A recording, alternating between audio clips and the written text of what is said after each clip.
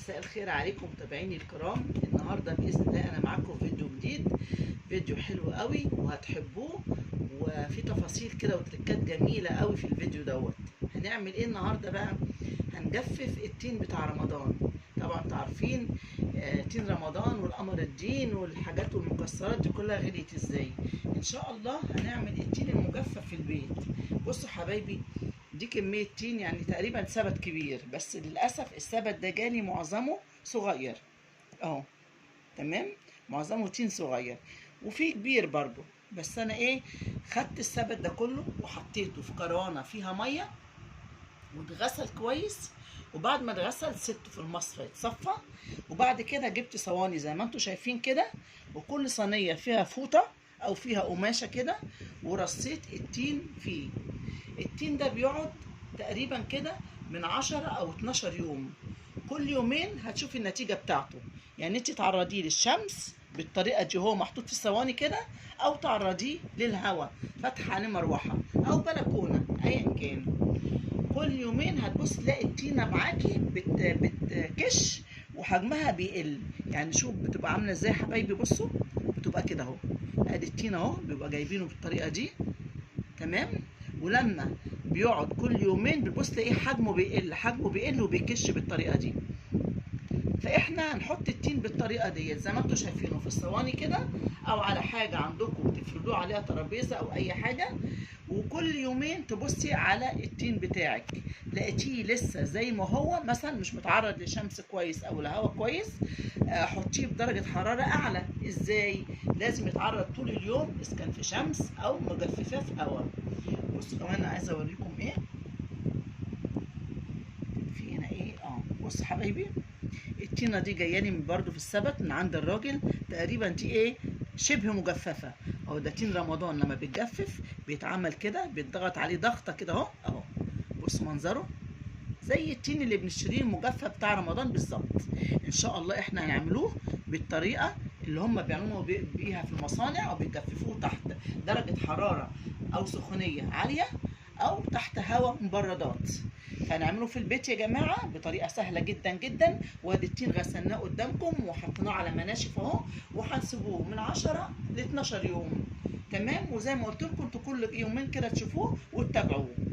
وانا باذن الله كل يومين هصور لكم التين واوريكم الحجم بتاعه وصل ازاي وكش ازاي والتينه اتغيرت ازاي لحد ما يتجفف كله، ونشوفوا بقى التين المجفف الجميل بتاع رمضان ونخزنه مع بعض، واوريكم طريقه التخزين بتاعته. طبعا دي اول حاجه عملناها، التين جبناه وغسلناه وحطيناه بالطريقه دي.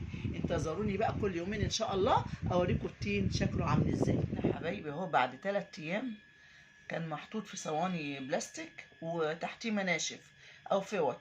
طبعا لما نشف خالص نقلته في صواني تانية وحطيته في الشمس.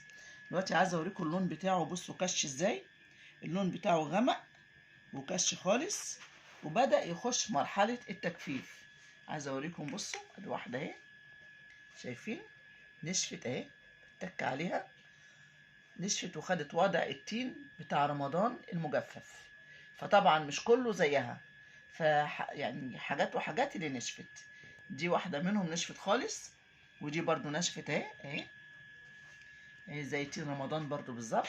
فاضل بس ان احنا ايه، نبططها كده، بس لازم في يعني وقت تاني عشان خاطر تاخد وقتها الكافي في انها تنشف وتتجفف. وبرضو كله اهو، شوف اللون بتاعه عامل ازاي، اهو اللون نشف. والاكتر برضو هنا، بصوا حبايبي هنا برضو خس، الكمية بتاعته قلت، يعني الحجم بتاعه قل. شوفوا اللي انا كنت عرضاه الاول كان كبير وكان واضح ان هو ايه، في زهوته. دلوقتي لما بيبدأ يتجفف بيكش وبيغمق لونه. فدي برضو ايه، دي لسه تحس انها لسه خالص، هي نشفت بس اللون ما اتغيرش. تمام اهو. برضو دي ايه لسه عشان كبيرة، انما الصغير هو اللي تفاعل قوي في التجفيف وتغير لونه وتحس ان هو نشف كده، خد مرحله التجفيف. فطبعا باذن الله لسه الوقت تاني عشان ياخد التين بتاع رمضان اللي احنا عارفينه مدور كده، ونجففوه بالطريقه دي. نفضل نعمل فيه كده اهو اهو، شايفين اهو كده، تين رمضان يتجفف، يتعمل بالطريقه دي ويترص، ونشوف طريقه التجفيف هتبقى ايه بس لما كله يستوي ويتجفف.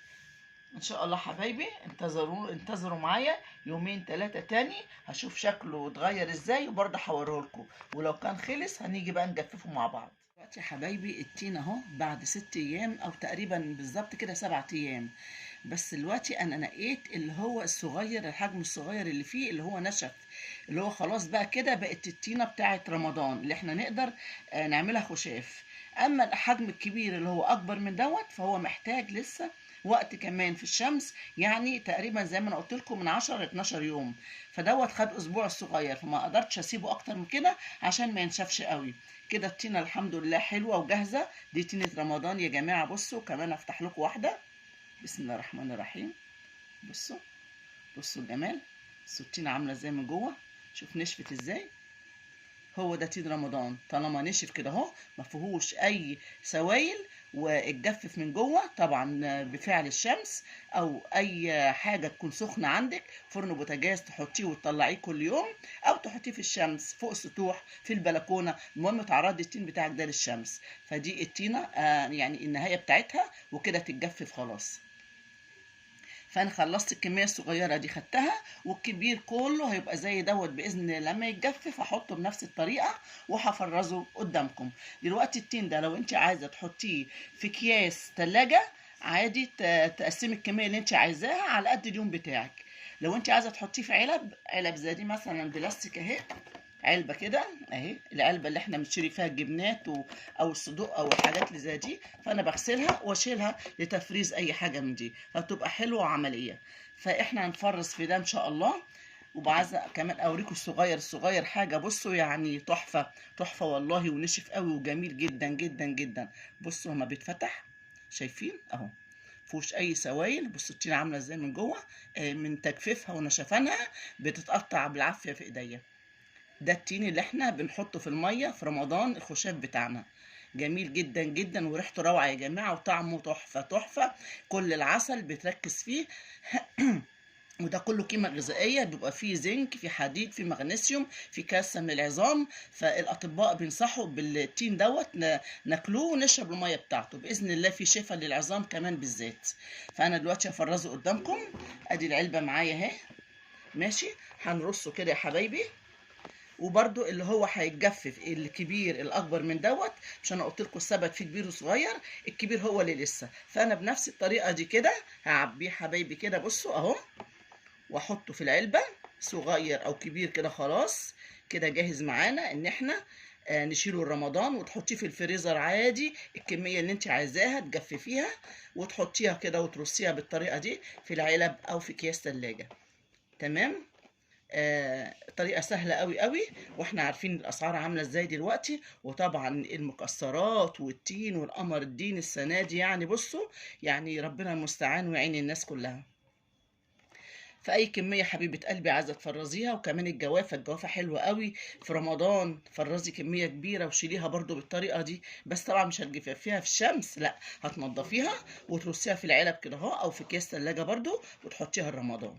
اي حاجه انت بتحتاجيها عصاير حاولي يعني ايه تقتصدي فيها وتشيليها كده لرمضان باذن الله. كل سنه وانتم طيبين، اللهم بلغنا رمضان يا رب. بصوا شايفين، بصوا الجمال والله حلو قوي قوي، عايزه افتحها لكم برضو مش هستخسرها فيكم. بصوا حبايبي، بصوا جمال التين من جوه ما شاء الله، جاهز جاهز على الاكل خلاص بقى. شايفين الكميه، ده الصغير بس، يعني دول يعملوا ايه اكتر من كيلو. وشوف بقى كيلو التين بكام دلوقتي. يلا يا حبايبي اعملوا لكم حبه كده، والتين كتير متوفر، ولسه كام شهر على رمضان هنلحق باذن الله. نقفل بقى كده العلبه بتاعتنا اهي، شايفين، بس كده جاهزه التين الجميل ده